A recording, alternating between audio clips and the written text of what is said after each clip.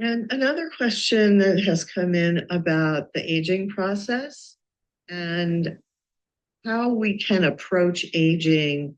I know some people choose to try to retain a youthful look, other people do not.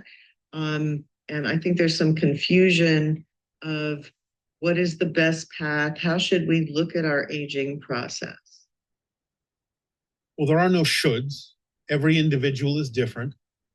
But the idea, of course, again, is to be honest in your self-examination about exactly why you are going about doing what you're doing, and whether it is based on fear and negativity, or whether you are simply capable of understanding who you are and moving forward in your life in a positive and natural way.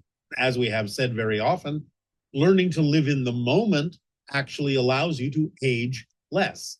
You retain more energy. You retain a youthful exuberance, a youthful aspect, a youthful experience by living in the moment, because the more you actually do live in the moment, instead of worrying about the past, worrying about the present, worrying about the future, then you literally don't age as much. You stay in a more timeless state, even though you're experiencing the idea of time. You just experience less of it because you're living more in the moment.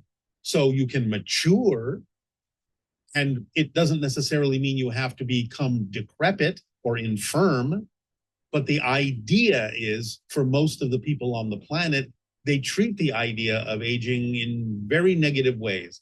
It would be good to take lessons from many indigenous cultures who treat the idea of being an elder in a much more positive and respectful way, because the idea is that the more you experience, theoretically, the wiser you are, the more experience you can share with the younger generations, the more you have to offer, the more you have to give. So when it's looked at that way, and an elder person is valued more, then they will not necessarily think of themselves as aging into worthlessness. They will still be a vital and vibrant part of the community, as exists in many indigenous or natural cultures on your planet, and they will retain a youthful aspect much longer when they are considered to be a valued member of society.